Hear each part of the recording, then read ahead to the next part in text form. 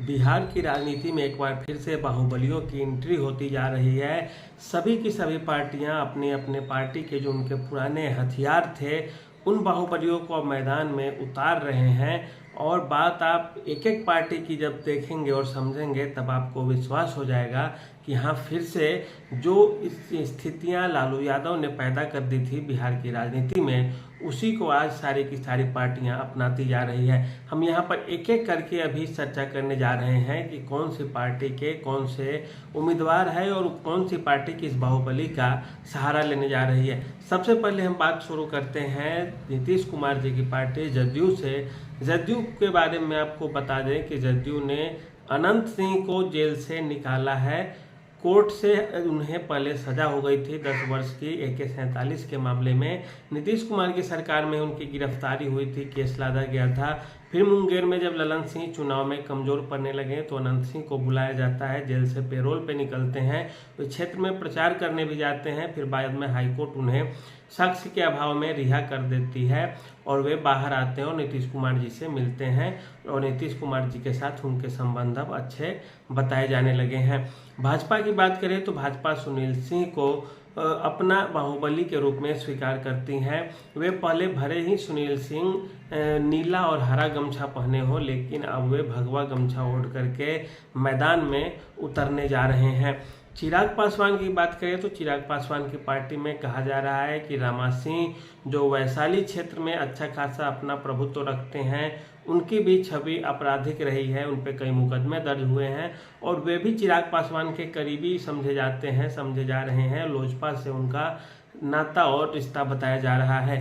राजद की बात करें तो राजद भी अभी अशोक महतो, जिनकी पत्नी अनीता महतो चुनाव लड़ी थी मुंगेर से ललन सिंह के खिलाफ में, उनको बाहुबली के रूप में इस्तेमाल करने जा रही है राजद।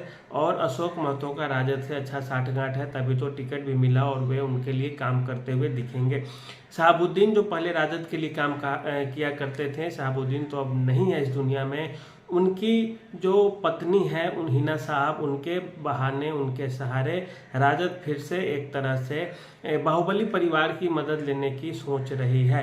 तो राजद का आप देख लिए, उसके बाद चिराग पासवान का देख लिए, जदयू का देख लिए, भाजपा का देख लिए, और इसके बाद अगर आप बात करते हैं तो अब हम आते हैं जो लोक जनशक्ति पार्टी है जो पशुपति पारस के नेतृत्व में है, उनके पास भी सूरजभान सिंह जैसा बाहुबली उनके हाथ में है, उनके पाले में है। और कहा जा रहा है कि अब भाजपा का जो लोक जनशक्ति पार्टी के हैं पशुपति पारस, जो रामविलास पासवान के भाई हैं खास, उनसे बीजेपी की नज़दीकी भी बढ़ती जा रही है और इस कारण उनके भी जो बाहुबली सूरजभान सिंह हैं वो मैदान में उतरेंगे। ये सब के सब बिहार चुनाव में जो 2025 में चुनाव होने हैं उसकी तैयारी के रूप में इन्हें देखा जा रहा है। अब अंत में हम बात कर लेते हैं कांग्रेस की। कांग्रेस में पहले कहा जाता था कि अखिलेश सिंह बाहुबली है, लेकिन अखिलेश सिंह पुराने नेता हो गए हैं, वे उस तरह के बाहुबली नहीं है जिस तरह के अनंत सिंह है, जिस तरह के सूरजभान सिंह है, जिस तरह के रामा सिंह है, जिस तरह के शहाबुद्दीन साहब थे, तो वे इस तरह के नहीं हैं। और इसके अलावा कांग्रेस में बात करें तो नया में पप्पू यादव हो गए हैं।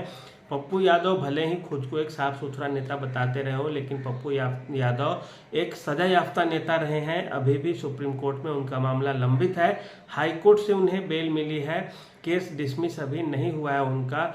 जो पूर्णिया में जो वहाँ के विधायक थे कम्युनिस्ट पार्टी के, उनकी हत्या में उन्हें सजा हुई थी और वे असम जेल में भी बंद रहे थे उस केस में, और दिल्ली के तिहाड़ जेल में भी बंद रहे थे। सीबीआई ने उन्हें दोषी पाया था अजीत सरकार की हत्या वाले केस में।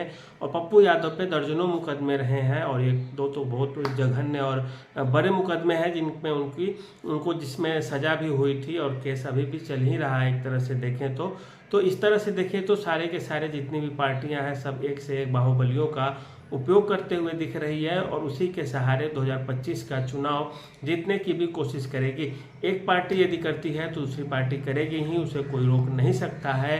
लेकिन लोकतंत्र के इतिहास में इनका हमेशा से योगदान रहा है, खास करके जब लालू यादव के शासन को जब जंगल राज कहा जाता था उस समय अपराधियों को पार्टियां टिकट देती थी और वे बूथ छाप करके या किसी तरह से धन बल का उपयोग करके चुनाव जीत जाते थे। इसमें कोई भी पार्टी दूध की धूली नहीं है, सारी की सारी पार्टियां एक ही जैसी है। बात करें बिहार में जो सबसे पिछड़ जाएंगे इस मामले में, वो जनसुराज हैं। जनसुराज के पास अभी कोई बाहुबली का चेहरा नहीं है। आगे भी होगा या नहीं होगा यह तो कहना अभी मुश्किल है, लेकिन एक जिस शंकर सिंह के बारे में कहा जाता था, जो रुपौली से चुनाव अभी जीते थे, उनके बारे में भी अब कहा जा रहा है कि शंकर सिंह भी नीतीश कुमार के करीबी है, क्योंकि वे नीतीश कुमार से मिले थे, आशीर्वाद लिए थे। तो एक तरह से नीतीश कुमार की पार्टी में एक और बाहुबली शंकर सिंह, अनंत सिंह के साथ ही जुड़ जाएंगे। इसके अलावा अवधेश मंडल, जो बीमा भारती के पति हैं, उनका राजद से साठगांठ होगा, तो अवधेश मंडल भी उस इलाके में एक अच्छे बाहुबली के रूप में जाने जाते हैं, तो उनको अब राजद के साथ जोड़कर देखा जाएगा। तो कुल मिलाकर देखें तो इस तरह से चलेगा बाहुबलियों का जो इतिहास रहा है, या बाहुबलियों की मदद से इस तरह से बिहार में पार्टियां चुनाव लड़ेंगी। हर एक पार्टी के पास एक दो बाहुबली हैं, लेकिन क्या वर्तमान में लोकतंत्र में उनकी प्रासंगिकता बची हुई है, यह तो समय बताएगा। तब तक के लिए इतना ही, धन्यवाद।